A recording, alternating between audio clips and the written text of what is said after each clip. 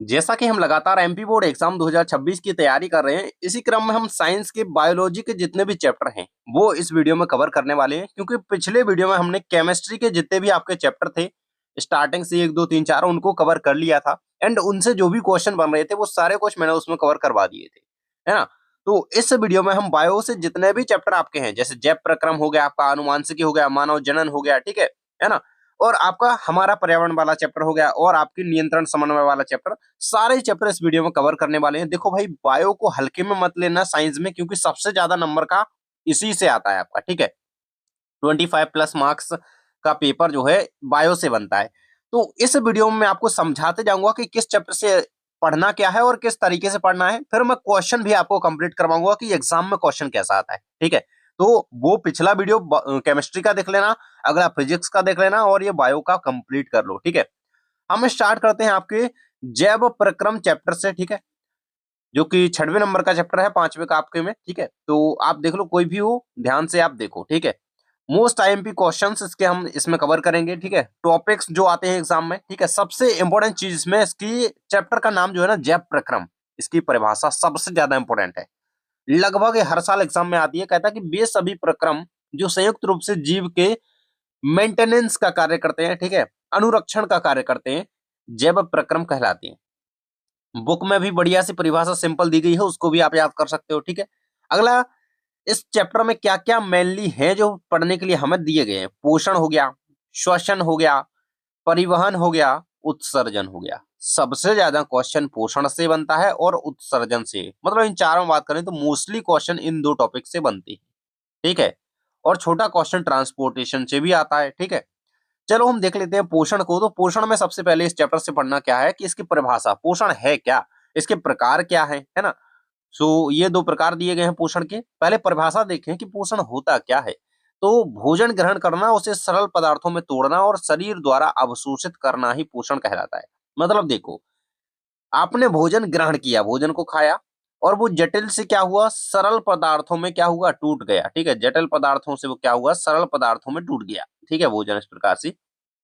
और आपके शरीर द्वारा वो उसके जो पोषक तत्व हैं, विटामिन वगैरह हैं, खनिज तत्व हैं, उनको क्या है, अवशोषित करना, और उससे जो आपको यहाँ पे ऊर्जा मिलती है, वही एक तरीके से पोषण कहलाता है, ठीक है। तो ये पोषण है। नेक्स्ट है इसके प्रकार। तो पोषण दो प्रकार के होते हैं। स्वपोषी पोषण होता है एक हमारा, एक होता है हमारा विषम पोषी पोषण। इसमें अंतर बहुत ज्यादा आता है, तो ये याद कर ही लेना है, ठीक है। स्वपोषी पोषण में है वह पोषण जिसमें जीव अकार्बनिक तत्वों, जैसे कि CO2 हो गया, जल हो गया, से सूर्य के प्रकाश और क्लोरोफिल के ऊपर, सीधी सी बात है यार। स्वपोषी पोषण में वो चीजें आती हैं, वो आते हैं जो कि अपना भोजन क्या करते हैं, स्वयं तैयार करते हैं, ठीक है। तो पौधे हो गए इसके उदाहरण, ग्रीन प्लांट्स जो होते हैं वो अपना भोजन स्वयं तैयार करते हैं, CO2 जल और सनलाइट की उपस्थिति में, ठीक है। मतलब जो जो फोटोसिंथेसिस करके अपना भोजन बना रहे हैं वो क्या है, आपके स्वपोषी है। अगला है विषमपोषी। तो जीव अपने भोजन के लिए प्रत्यक्ष या परोक्ष रूप से स्वपोषी पादपों पर निर्भर रहते हैं। जैसे कि हम मनुष्य हो गए, अन्य जीव हो गए, ठीक है, वो क्या है, पौधों पर निर्भर हैं अपन लोग, है ना। अगर पौधों में अनाज वनाज नहीं होगा तो हम क्या खाएंगे, है ना। तो हम तो इन्हीं पर निर्भर हैं। तो मनुष्य जो है विषमपोषी का उदाहरण है, प्लांट्स जो है स्वपोषी का उदाहरण है। अगले में दिया गया है कुछ पॉइंट्स, मृतोपजीवी, परजीवी और प्राणी संपोषण, ये चीजें पढ़नी है आपको। मृतोपजीवी क्या होता है, इससे ऑब्जेक्टिव बनता है, और परजीवी से भी बना हुआ है, ठीक है। तो मृतोपजीवी, मरे हुए जीवों से पोषण प्राप्त करना, है ना।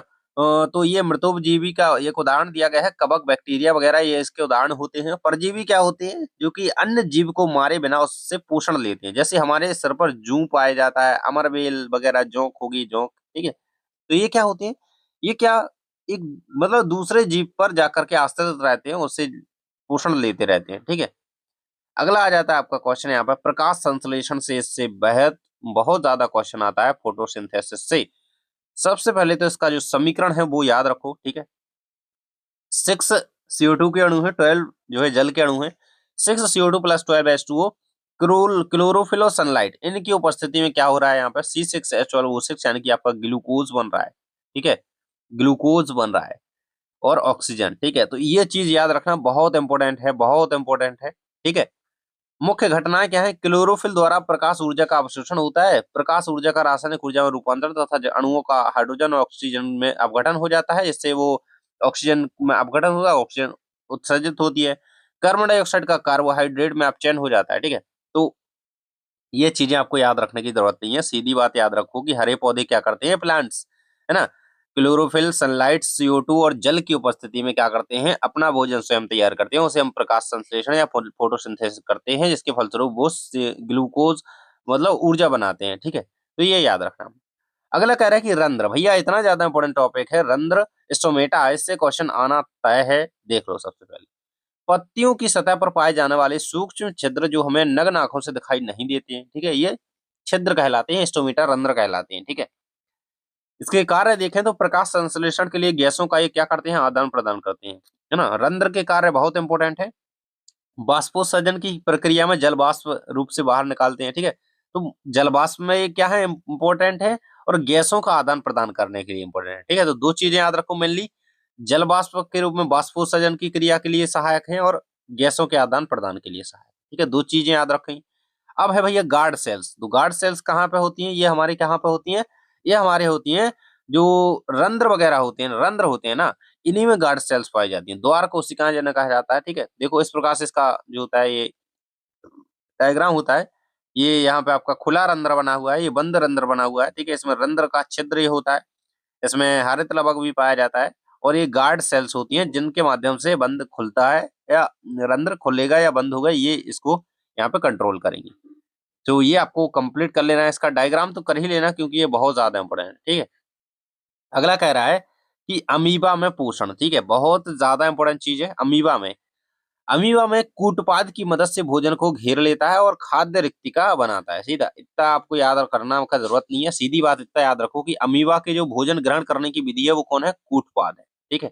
ये याद रखना, ये याद रखना कि अमीबा किस विधि द्वारा भोजन जो है करता है, तो कूटपाद विधि द्वारा, ठीक है। पाचन के बाद पोषक तत्व कोशिका द्रव में अवशोषित हो जाते हैं और अधपचा भोजन शरीर से बाहर निकाल दिया जाता है, ठीक है। और इस प्रकार से वो क्या करता है, देखो पहले वो उसके पास जाएगा, फिर उसको क्या कर लेगा, एक तरीके से कूटपाद विधि द्वारा भोजन को घेर लेगा, ठीक है। फिर बिल्कुल से ऐसा घेरेगा कि वो कहीं जा नहीं सकता, और फिर ऐसे अंदर ले गया और बस हो गया अपना काम, ठीक है। इस प्रकार से करता है ये भोजन, इसका विवाह का हो जाएगा। अगला क्वेश्चन कह रहा है मानव पाचन तंत्र, human digestive system, very very most important. इसका डायग्राम तो हमें करना ही है, साथ ही हम इसको समझ लेते हैं पहले, ठीक है। क्वेश्चन 4 नंबर में आता है, इसका लॉन्ग क्वेश्चन कह रहा है कि पाचन तंत्र का चित्र बनाइए, साथ ही में इसके अंगों को थोड़ा समझाते हुए, ठीक है। इस प्रकार से आता है नामांकित चित्र वगैरह करके। सो ये क्वेश्चन को रेडी करते हैं हम। पहले तो भोजन मुख में जाता है ना, दांत से हम भोजन चबाएंगे, फिर जीभ लार के साथ मिलेगा, है ना, लार ग्रंथियां एमाइलेज स्टाइलिन एंजाइम स्रावित करेंगे जो टार्च को शर्करा में बदल देते हैं, ठीक है। तो लार से लार में कौन सा जो है एंजाइम पाया जाता है, तो एमाइलेज और टाइलिन एंजाइम पाया जाता है, ठीक है। ये चीज याद रखना बहुत इंपॉर्टेंट है ऑब्जेक्टिव के लिए, ठीक है। लार क्या करती है, लार हमारे भोजन को चिकना बनाती है, ठीक है। और लार में जो एंजाइम होते हैं उनसे स्टार्च को शर्करा में बदलते हैं, ठीक है, ये भोजन को। अगला कह रहा है ग्रसिका, फिर भोजन मुख के बाद कहाँ पे जाएगा, ग्रसिका में, फिर जाएगा आमाशय में, ठीक है। तो ग्रसिका से होते हुए भोजन भोजन जो है आमाशय तक पहुंचता है। आमाशय यानी कि स्टोमच, पेट हमारा, इसमें क्या होता है, जठर ग्रंथियां, जठर रस, ये सारी चीजें होती हैं इसमें। HCl होता है, पेप्सिन हो गया, श्लेष्मा, म्यूकस वगैरह। HCl बोले तो हाइड्रोक्लोरिक एसिड, ठीक है, बहुत ज्यादा ये अम्लीय वहां पे माध्यम उत्पन्न कर देता है, जिससे हमारा भोजन गल जाता है, और जो ऐसे जीवाणु होते हैं जो कि बिल्कुल बेकार है हमारे शरीर के लिए, उनको ये वहीं पे मार देता है, ठीक है, जीवाणुओं को नष्ट कर देता है। प्रोटीन का अर्धपाचन करना पेप्सिन का कार्य होता है, ठीक है। तो प्रोटीन का पाचन कौन करता है, इससे ऑब्जेक्टिव आ सकता है, तो HCl, प्रोटीन का पाचन हमारा पेप्सिन करता है, ठीक है, ये चीज याद रखना।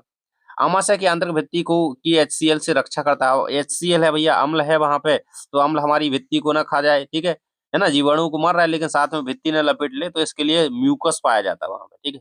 सारा कुछ इंतजाम है, तो ये चीजें याद रखना। अगला है भैया, इसके बाद आमाशय के बाद भोजन जाएगा स्मॉल इंटेस्टाइन यानी कि क्षुद्रांत, छोटी आंत में।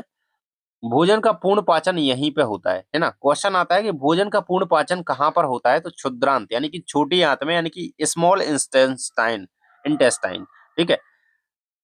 सो बाइल जूस पित्तरस स्रावित करता है ना। यकृत क्या करता है, पित्तरस का स्रावण करता है। ये पॉइंट बहुत ज्यादा इंपॉर्टेंट है। जो भोजन को क्षारीय बनाता है और वसा का एमल्सीकरण करता है, तो वसा का एमल्सीकरण कौन करता है, बाइल जूस के द्वारा पित्तरस में होता है। ठीक है, बड़ी बड़ी गोलिकाओं को छोटी गोलिकाओं में तोड़ने का काम करता है बाइल जूस। ठीक है, पित्तरस वेरी वेरी मोस्ट इंपोर्टेंट। ठीक है, बहुत इंपोर्टेंट, याद है रखना।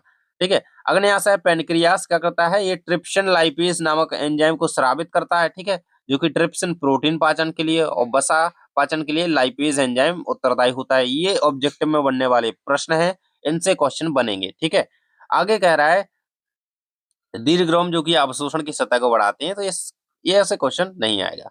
अब यहाँ पे आप लास्ट में आपका भोजन कहाँ पे चला जाएगा, लार्ज इंटेस्टाइन यानी कि बृहदांत्र, बड़ी आंत में जाएगा और वर्ज्य पदार्थ जो है यहाँ पे आपका गुदा द्वार द्वारा बाहर निकाला जाएगा, यानी कि उत्सर्जित हो जाएगा। ठीक है, इस प्रकार से आपको इसका डायग्राम बनाना होगा। क्या क्या सारी चीजें होती हैं हम देख रहे हैं, यहाँ पे क्लियर नहीं दिख रहा होगा, लेकिन जिह्वा देख सकते हो, मुंह देख सकते हो, ग्रसिका होगी, फिर आपका ये डायाफ्राम हो गया, आमाशय में भोजन पहुंच गया, फिर इसके बाद क्षुद्रांत, ये देखो ये छोटी आंत दिख रही है। ठीक है, ये छोटी आंत, फिर जो ये अंदर वाली छोटी आंत, ठीक है ना, और ये बड़ी प्रकार की दिख रही है, ये बृहदांत्र आप यहाँ पे देख सकते हो। फिर ऐसे ऐसे भोजन यहाँ से चला जाता है। ठीक है, ये सारा कुछ होता है, आप एक बार बुक में इसको देख लेना और कंप्लीट कर लेना वहां से। ठीक है, आगे हमें पढ़ना है इस चैप्टर में श्वसन या रेस्पायरेशन, बहुत इंपॉर्टेंट है। श्वसन में अंतर आता है वायवीय और अवायवीय श्वसन, यानी कि ऑक्सी और अनॉक्सी श्वसन में अंतर लिखिए, आता है 4 नंबर में क्वेश्चन, कई बार आया है। ठीक है, तो ऑक्सीजन की उपस्थिति में अधिक ऊर्जा, देखो सीधी बात है, ये ऑक्सीजन की उपस्थिति में होता है, ये ऑक्सीजन की अनुपस्थिति में, एक अंतर हो गया। इसमें अधिक ऊर्जा लगभग 38 एटीपी मुक्त होती है, बनती है। ठीक है, इसमें कम ऊर्जा 2 एटीपी। ठीक है, उदाहरण के तौर पर वायवीय श्वसन ऑक्सीजन की उपस्थिति में हम ही ना मानव करते हैं। ठीक है, ऑक्सीजन, और अवायवीय श्वसन का उदाहरण ईस्ट हो जाएगा, हमारी मांसपेशियां वगैरह हो सकती हैं। ठीक है, तो ये आपको उदाहरण दोनों को याद रखने हैं और इसको अंतर बिल्कुल से रेडी कर लेना। ठीक है, अगला क्वेश्चन आपका आ जाता है मानव पाचन तंत्र। ठीक है, पाचन तंत्र से किस प्रकार से क्या चीजें होती हैं, सबसे पहले नासा द्वार से हम क्या करेंगे, श्वसन तंत्र लिखा है, सॉरी श्वसन, पाचन तो हम कर चुके हैं। नासा द्वार यानी कि नाक का जो द्वार है, उनसे हम सांस लेंगे, फिर ग्रसनी में जाएगी, फिर कंठ में जाएगी, श्वास नली में जाते हुए श्वसनिका में जाएगी, कूपिकाएं होती हैं जो फेफड़ों में। ठीक है, फिर वहां से इसी प्रकार से इसका पूरा यहाँ पे प्रोसेस होता है। ठीक है, ऐसे हमारी जो है हम सांस लेते हैं, ये पूरा इसका एक तरीके से कह सकते हो चक्र है। ठीक है, इसके बाद हमें पढ़ना है इसमें वाहन यानी कि ट्रांसपोर्टेशन। सो धमनी और सिरा में अंतर जरूर से याद कर लेना। ठीक है, पढ़ लेना, ये चीज मैं बता रहा हूँ। और रक्त और लसिका में अंतर याद कर लेना। ठीक है, रक्त लसिका में अंतर याद कर लेना। ठीक है, रक्त लसिका में अंतर, धमनी सिरा में अंतर। बाकी आप रक्त हृदय के कोष्ठक याद रखो, हृदय में 4 कोष्ठ होते हैं, दायां लिंद, बायां लिंद, दायां निलय, बायां निलय। ठीक है, तो ये 4 ये चीजें आपको पता होनी चाहिए, 4 कोष्ठ होते हैं मानव हृदय में। ठीक है, ये चीज याद रखना, धमनी सिरा में अंतर याद कर लेना। ठीक है, तो ये आप यहाँ पे देख सकते हो कि धमनियों में जो है शुद्ध रक्त बहता है, यानी कि ऑक्सीकृत रक्त बहता है, स्राव में विऑक्सीकृत यानी कि अशुद्ध रक्त। ये ऑब्जेक्टिव में क्वेश्चन बनता है। ठीक है, अगला क्वेश्चन कह रहा है पादपों में परिवहन। ठीक है, पादपों में ट्रांसपोर्टेशन कैसे हो रहा है, जाइलम और फ्लोएम द्वारा हो रहा है। ठीक है, ये चीजें आपको पता होनी चाहिए। जैसे कि हमारे में क्या हो रहा है, हमारे में धमनी सिरा द्वारा हो रहा है ना, लसिका वगैरह द्वारा होता है। तो इसमें क्या होता है, प्लांट्स वगैरह में परिवहन जाइलम फ्लोएम, ये 2 ऊतक पाए जाते हैं, जाइलम फ्लोएम। ठीक है, इनमें अंतर मोस्टली आता है क्वेश्चन। ठीक है, अंतर तो ये याद करके रखना, जाइलम और फ्लोएम में अंतर क्या है, ये जल और खनिज लवणों का परिवहन करता है, ये पत्तियों से भोजन का स्थानांतरण करता है। सीधी बात है, जाइलम में जा रहा है तो ये जल का परिवहन कर रहा है। ठीक है, फ्लोएम में क्या आ रहा है, देखो फ्लोएम आप लिख करके देखो, ऐसे फ्लोएम लिख रहे हो मान लो, है ना, फ्लोएम में क्या आता है, फूड, फूड तो क्या कर रहा है, भोजन का स्थानांतरण कर रहा है, भोजन, फूड, ये चीज याद रखो। ठीक है, अब टॉपिक आता है हमारा उत्सर्जन, वेरी वेरी मोस्ट इंपोर्टेंट। एक जोड़ी वृक्क, मूत्रवाहिनी, मूत्राशय, मूत्रमार्ग, ये सारे कुछ इसमें क्या होती हैं, संरचनाएं होती हैं, जो कि पार्ट्स होते हैं हमारे। ठीक है, और इस प्रकार से इसका डायग्राम आपको रेडी कर लेना, बहुत ज्यादा इंपोर्टेंट, 4 अंक में क्वेश्चन, पाचन तंत्र या उत्सर्जन तंत्र, बहुत इंपॉर्टेंट। ठीक है, नेफ्रॉन आप देख सकते हो, वृक्क की संरचनात्मक और कार्यात्मक इकाई, है ना, तो याद रखना वृक्काणु की कार्यात्मक और संरचनात्मक इकाई होती है नेफ्रॉन। ठीक है, और तंत्रिका कोशिका की न्यूरॉन, इसमें कभी आप गड़बड़ मत कर देना, है ना, नेफ्रॉन न्यूरॉन दोनों को याद रखना। इस प्रकार से इसका डायग्राम आपको रेडी कर लेना है। नेक्स्ट हम बढ़ते हैं आपके अगले क्वेश्चन के साथ, अगले चैप्टर की ओर। कह रहा है कि नियंत्रण एवं समन्वय, बहुत ज्यादा इंपोर्टेंट चैप्टर है।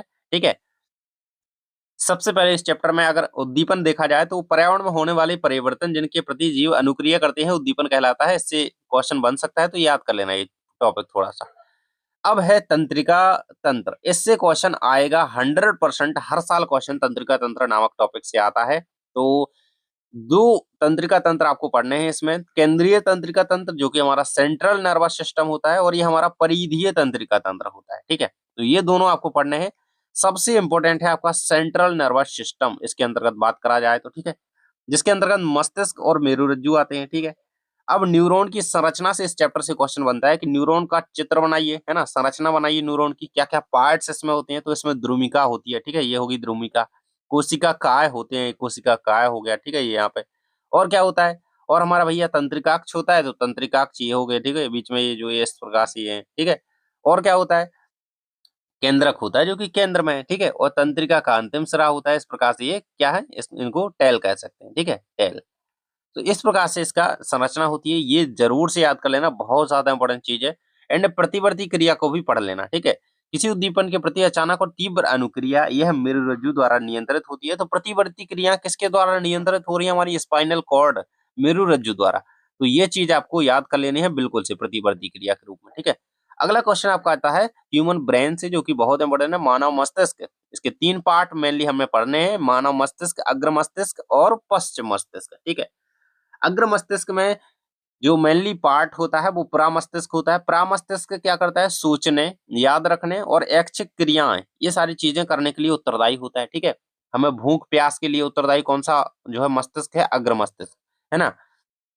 देखने सुनने में सहायक होता है वो मध्य मस्तिष्क होता है ना। श्वसन के लिए, अनैच्छिक क्रियाओं के लिए, उल्टी वगैरह, रक्तचाप ये हो रहा है ना, तो ये होता है हमारा पश्चिम मस्तिष्क, इसके लिए उत्तरदायी होता है पोस्चर वगैरह के लिए। ठीक है, तो ये चीजें याद रखना, क्योंकि क्वेश्चन कभी भी आ जाता है कि सोचने समझने के लिए कौन सा उस मस्तिष्क उत्तरदायी है, तो अग्र मस्तिष्क उत्तरदायी है। ठीक है, ये चीज याद रखना। इस प्रकार से इसका डायग्राम आप बना लेना, किस किस पार्ट होते हैं। अग्र मस्तिष्क आगे का भाग, प्रामस्तिष्क बिल्कुल सेंटर में ऊपर का भाग। ठीक है, और ये रहेगा आपका यहाँ पे मध्य मस्तिष्क, जो कि बिल्कुल यहाँ पे क्या होगा, बिल्कुल सेंटर में होगा। ठीक है, ये क्या है यहाँ पे सेंटर में है लेकिन टॉप का भाग है। ठीक है, ये चीज याद रखना, प्रामस्तिष्क ऊपर से टॉप का होता है, मध्य मस्तिष्क बिल्कुल सेंटर में होता है। ठीक है, हाइपोथैलेमस वगैरह के पास। ठीक है, तो यही है, और इसमें पीयूष ग्रंथि वगैरह पाई जाती हैं। ठीक है, और ये चीजें आपको पूरी कंप्लीट याद रखनी है। ये मेरुरज्जु है नीचे। ठीक है, तो इस प्रकार से आप इसको पूरा रेडी करके बना लीजिएगा एक बार यहाँ पे। ठीक है, अपने मस्तिष्क का डायग्राम। ठीक है, बुक से देख लेना। आगे जो क्वेश्चन है आपका इस चैप्टर से, जंतुओं में हार्मोन्स कौन कौन से होते हैं, या फिर ग्रंथियां कौन कौन सी इंपॉर्टेंट हैं, तो वो आपसे क्वेश्चन पूछेगा। ठीक है, पीयूष ग्रंथि जो कि हमारे शरीर की मास्टर ग्रंथि कहलाती है। ठीक है, क्या मास्टर ग्रंथि कहलाती है, ये मास्टर ग्रंथि, बहुत इंपॉर्टेंट क्वेश्चन है। ठीक है, इससे बहुत इंपॉर्टेंट क्वेश्चन आता है कि मास्टर ग्रंथि के नाम से जाना जाता है। तो पीयूष ग्रंथि यानी कि मास्टर ग्लैंड यानी कि पिट्यूटरी ग्लैंड। ठीक है, थायराइड, थायरोक्सिन आयोडीन की कमी से घेंगा रोग से बचाती है। ठीक है, थायराइड ग्रंथि क्या करती है, ये थायरोक्सिन नामक हार्मोन स्रावित करती है, जो कि हमें आयोडीन, ठीक है, आयोडीन की कमी नहीं होने देती है। ठीक है, और अगर आयोडीन की कमी होगी हमारे शरीर में, तो थायराइड ग्रंथि से थायरोक्सिन हार्मोन स्रावित नहीं होगा, हमें घेंगा रोग हो जाएगा। सीधी सी बात है, आयोडीन की कमी से कौन सा रोग होता है, समझ गए, आपके घेंगा रोग होता है। ठीक है, गोइटर। अगला कह रहा है कि अग्न्याशय। ठीक है, तो अग्न्याशय में आप यहाँ पे क्या देखेंगे, ये इंसुलिन नामक हार्मोन का स्रावन करता है। ठीक है, और अगर इंसुलिन की कमी हो जाए तो इससे मधुमेह यानी कि डायबिटीज, यानी कि आपको क्या हो जाता है, यहाँ पे मधुमेह हो जाता है ना, डायबिटीज हो जाती है। ठीक है, ये चीज याद रखना, बहुत इंपॉर्टेंट है। शुगर। ठीक है, तो ये इंसुलिन की कमी से होता है। थायरोक्सिन की कमी में, आयोडीन की कमी से घेंगा रोग हो रहा था। ठीक है, ये बहुत इंपॉर्टेंट चीज है। और एड्रीनलिन ये क्या है, स्थिति में तैयार करने वाला हार्मोन है, यानी कि एक तरीके से अगर इमरजेंसी हार्मोन के नाम से कभी भी पूछा जाए तो एड्रीनलिन हार्मोन को याद रखना। ठीक है, एड्रीनल, ये बहुत इंपॉर्टेंट है। ठीक है, वृषण में टेस्टोस्टेरोन हार्मोन जो कि नर में पाया जाता है। ठीक है, और अंडाशय में एस्ट्रोजन और प्रोजेस्टेरोन जो कि मादा में पाया जाता है। ठीक है, तो ये चीजें याद रखना है ना। जो जो प्रमुख हार्मोन्स हैं वो देख लिया हमने। इस प्रकार से आपकी ग्लैंड्स होती हैं आपके शरीर में, जो जो भी होती हैं। ठीक है, पीनियल ग्लैंड्स होती है, पिट्यूटरी ग्लैंड्स होती है। ठीक है, इस प्रकार से आपकी पूरी दी गई हैं, और ये थायराइड हो गई, हाइपोथैलेमस हो गई। ठीक है, वैसे इसका डायग्राम नहीं आता है, लेकिन सारे बताएंगे हैं, तो मैंने ये दे दिया है। ठीक है, आगे पादप हार्मोन। ठीक है, ये क्या थे, ये जंतुओं में जो जो हार्मोन थे वो हमने पढ़ लिए। अब हम प्लांट हार्मोन के बारे में बात करें, तो ये बहुत ज्यादा इंपॉर्टेंट है क्योंकि 2-3 नंबर में क्वेश्चन आ जाता है इसके कार्य के लिए, ठीक है, कि जिबरेलिन के कार्य लिखिए, साइटोकाइनिन के कार्य लिखिए, एब्सिसिक एसिड ऑक्सीजन हो गया, फिर एथिलीन गैस हो गई, ठीक है, इनके कार्य पूछे जाते हैं। तो ऑक्सीजन क्या कार्य करता है, प्ररोह के, है ना, जो प्ररोह है अग्रभाग में लंबाई बढ़ाने में सहायक होता है, ठीक है। कोई प्लांट है ना, उसका जो ऊपर का भाग है, ठीक है, इस प्रकार से, ठीक है, मतलब कुछ भी मान लो, ऊपर से जो भाग है इसको बढ़ाने में सहायक कौन करता है, ये ऑक्सीजन काम करता है। तने की वृद्धि, अब ये तना है, इसका तना को मोटा करना है, पतला करना है, ये जिब्रेलिन इसके लिए उत्तरदायी होगा, ठीक है। साइटोकाइनिन क्या कार्य करता है, कोशिका विभाजन को बढ़ावा देता है, ठीक है। प्लांट्स में कहीं भी कोशिका है, सेल्स वगैरह है, उनके कोशिका विभाजन को ये बढ़ावा देगा, ठीक है। एब्सिसिक एसिड क्या करता है, वृद्धि संदमक होता है ना, ये वृद्धि को रोकने वाला, ठीक है, पत्तियों का मुरझा जाना, ठीक है, इसकी कमी से ऐसा कुछ चीजें होती हैं। फल को पकाने के लिए एथिलीन गैस जरूरी होती है, जो कि यहाँ पे एक गैसीय हार्मोन होता है जो कि प्लांट्स में पाया जाता है, एंड इसका यूज फलों को पकाने के लिए भी किया जाता है, ठीक है, एथिलीन गैस। इस प्रकार से आप ये चारों पादप हार्मोन पांचों याद रखना। आगे बढ़ते हैं हम आपके अगले चैप्टर, जीव जनन कैसे करते हैं, ठीक है। बहुत इंपॉर्टेंट चैप्टर है, इससे क्वेश्चन आएगा जो जो पूरा इस वीडियो में कवर हो जाएगा, ठीक है, ध्यान से।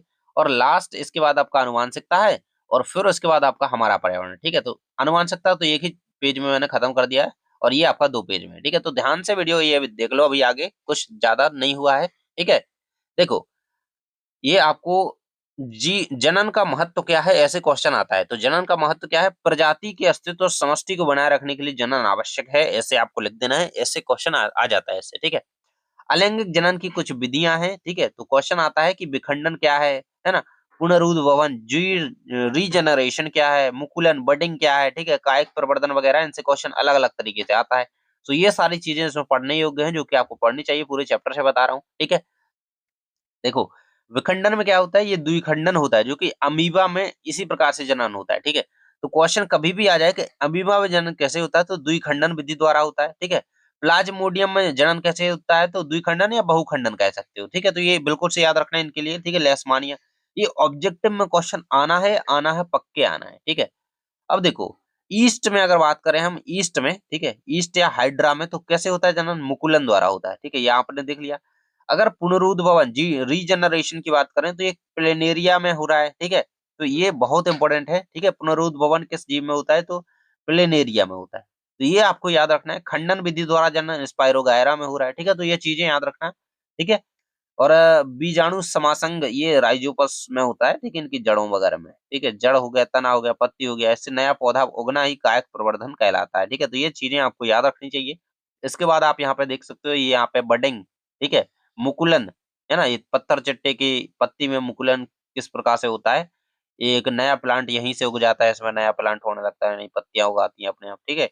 तो ये क्या होती है, बडिंग होती है, ठीक है। हाइड्रा में भी इस प्रकार से बडिंग। अगला क्वेश्चन आपका आ जाता है यहाँ पे, पुष्पीय पादपों में लैंगिक जनन किस प्रकार से होता है, एंड पुष्पीय जो संरचना होती है इसमें कौन कौन से पार्ट होते हैं, और इसका डायग्राम क्या है। ऐसा क्वेश्चन आता है कि पुष्प की संरचना बनाइए, ठीक है, इसके भागों का वर्णन कीजिए, ठीक है। तो सबसे पहले तो आप पुष्पीय पौधों में जो लैंगिक जनन होता है उसमें कौन कौन से पार्ट होते हैं ये देख लेते हैं। नर भाग होता है, मादा भाग होता है, परागण होता है और निषेचन होता है। इन दोनों में अंतर आपका करना, आपको कर लेना है, ठीक है।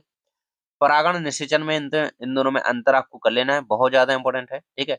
नर भाग में, नर भाग को पुंकेसर कहते हैं, मादा भाग को स्त्री केसर कहते हैं साइंस की भाषा में, ठीक है। और परागकोश में परागकण होते हैं, ठीक है। परागकोश में क्या होगा, परागकण होंगे, और अंडाशय में क्या होता है, बीजांड होते हैं, ठीक है। तो ये चीज याद रखना। और इसका हम यहाँ पे डायग्राम देख लेते हैं, बहुत इंपॉर्टेंट है, इसको कर लेना, बना लेना, ठीक है। इस प्रकार से पुष्प की संरचना, कौन कौन से पार्ट इसमें होते हैं। सबसे जो नीचे वाला पार्ट आपका ये होता है यहाँ पे, ये जो डंठल टाइप संरचना होती है, ठीक है। तो ये बाह्य दल होते हैं अपने, ठीक है ना। और इसके बाद आपका ये दल संरचना आती है, जो कि पंखुड़ी कह सकते हैं जिसको, ठीक है। अब एक भाग होता है इसका क्या, पुंकेसर, यानी कि जो नर भाग होता है वो पुंकेसर कहलाता है। स्त्री केसर ये आपका मादा भाग होता है, ठीक है। तो ये यहाँ पे आपका होता है मादा भाग, ठीक है, ये देख सकते हो स्त्री केसर। तो मादा भाग के अंतर्गत कौन कौन से पार्ट आते हैं, वर्तिका हो गया, वर्तिका हो गया, अंडाशय हो गया। और नर भाग के अंतर्गत आते हैं परागकोश, तंतु हो गया, है ना, दल वगैरह हो गया। तो ये सारे पार्ट आते हैं आपके इसके नर भाग के अंतर्गत, ठीक है। तो ये होते हैं। ये वर्तिका है, ये मादा भाग के अंतर्गत आएगी, वर्तिकाग्र भी आएगा, ठीक है, ये अंडाशय आएगा। तो ये इस प्रकार से इसका संरचना होती है, इसको बना लेना एक दो बार, आसानी से यहाँ पे बन जाएगा। और ये अंतर रेडी कर लेना इन दोनों में, ठीक है। आगे बढ़ते हैं हम यहाँ पे, मानव में लैंगिक जनन जो है किस प्रकार से होता है, तो ये आपको समझाना है, ठीक है। मानव में जनन किस प्रकार से होता है, एक तरीके से, ठीक है। तो नर जनन तंत्र और मादा जनन तंत्र, ये दोनों चीजें इंपॉर्टेंट हैं, आपको ये दोनों चीजें पढ़ लेनी है, ठीक है, क्योंकि इनसे क्वेश्चन इस चैप्टर से आता ही आता है, ठीक है।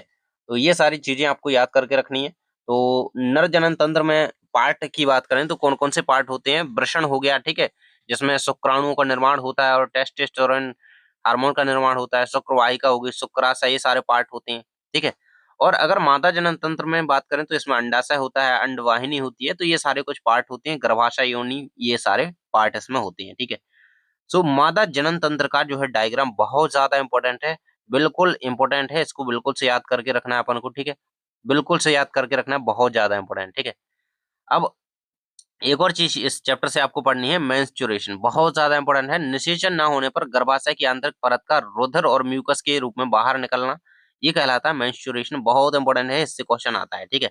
प्लेसेंटा क्या होता है, प्लेसेंटा माँ के रुधिर से भ्रूण के पोषण और ऑक्सीजन प्रदान करने वाली तस्तरी नुमा संरचना, एक तरीके से ऐसी संरचना होती है जो कि अगर छोटा सा बच्चा जो भ्रूण पेट में होता है तो माँ के द्वारा उसका भोजन जो उसको मिलता है, उसी के द्वारा उसका पोषण होता है, जो संरचना होती है उसे प्लेसेंटा, हिंदी में इसको अपरा कहते हैं, ठीक है। तो ये चीज याद रखना, बहुत इंपॉर्टेंट चीज है, इसके कार्य आते हैं प्लेसेंटा के, ठीक है।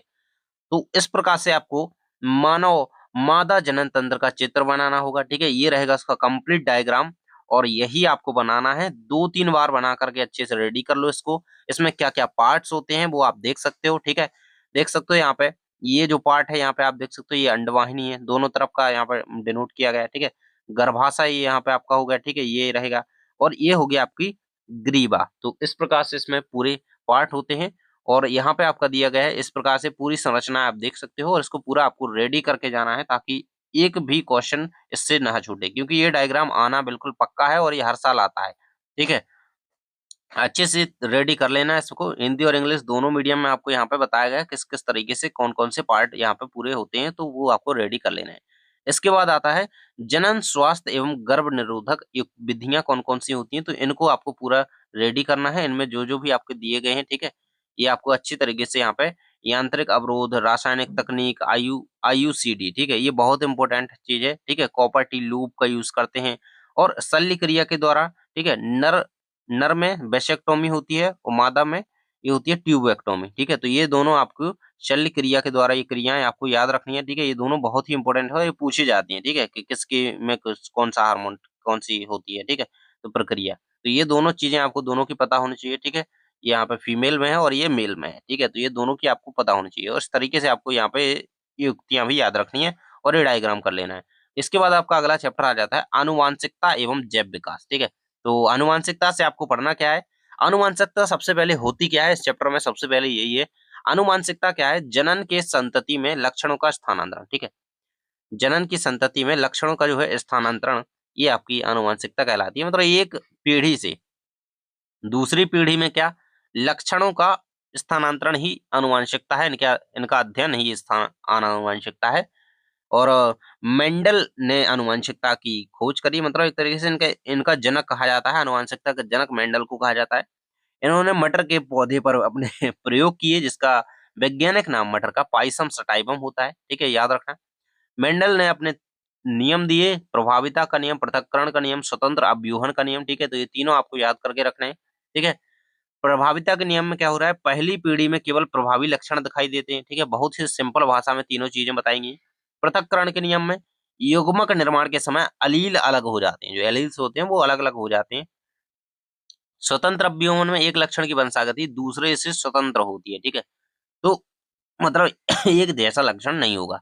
इस प्रकार से आप यहाँ पे देख सकते हो, इसका डायग्राम यहाँ पे आपको देख लेना है, दोनों इसको बुक से आपको रेडी कर लेना है किस प्रकार से, ठीक है। अगला आपका मेंडल का द्विसंकर संकरण अनुपात क्या है, ठीक है, तो ये फिनोटाइप जो होता है, अनुपात होता है, वो आपका 9:3, 3:3 होता है, बहुत इंपॉर्टेंट है और ये पूछा गया है, ठीक है, तो इसको रेडी कर लेना। एंड समजात अंग, समरूप अंग, ये दो चीजें पढ़नी है इस चैप्टर से, ठीक है। और फिर पढ़ना है लिंग निर्धारण, जो कि मनुष्य में होता है, ठीक है।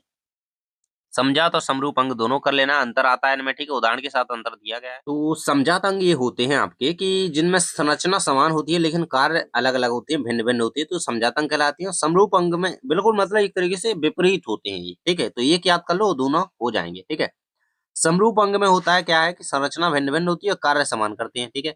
देखो इसका उदाहरण हो जाएगा समझात अंग का, मानव का हाथ और पक्षी के पंख, ठीक है, तो इसमें क्या है, संरचना दोनों की ही समान होती है लेकिन कार्य भिन्न भिन्न है। जैसे हम अपने हाथों का यूज उड़ने के लिए तो नहीं करते, लेकिन पक्षी क्या करते हैं, उड़ने के लिए, तो कार्य क्या हो गए, भिन्न भिन्न हो गए, ठीक है। यहाँ पे क्या है, संरचना भिन्न है लेकिन कार्य एक जैसा कर रहे हैं। पक्षी के पंख हो गए और तितली के पंख, ठीक है, तो संरचना तो अलग अलग है ना। पक्षी के पंख हमारे हाथों जैसे हैं, लेकिन तितली के पंख और पक्षी के पंख उड़ने का ही काम करते हैं, तो कार्य क्या है, समान है दोनों का। तो ये दोनों चीजें याद रखना। अब लिंग निर्धारण की बात करें तो मनुष्य में 23 जोड़े गुणसूत्र होते हैं, ठीक है, 23 जोड़े हो रहे हैं, मतलब टोटल कितने, 46 गुणसूत्र होते हैं, ठीक है।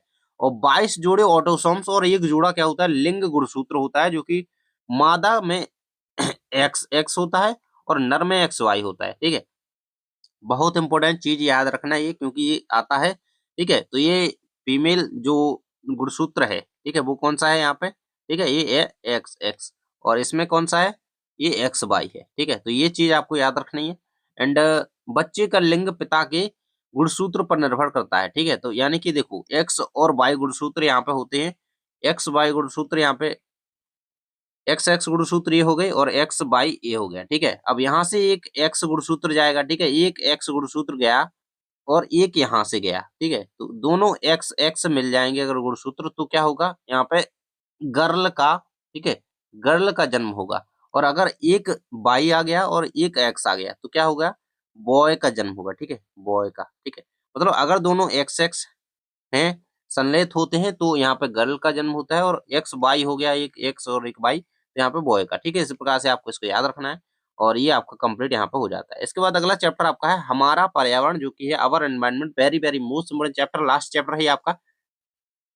पारितंत्र क्या होता है, इस चैप्टर से ये पढ़ना इंपॉर्टेंट है। तो देखो हमारे वातावरण में जैविक घटक और अजैविक घटक, ठीक है, ये जो इनका जो सिस्टम है पूरा का पूरा, ये पाए जाते हैं, यही पूरा सिस्टम पारितंत्र या इकोसिस्टम कहलाता है।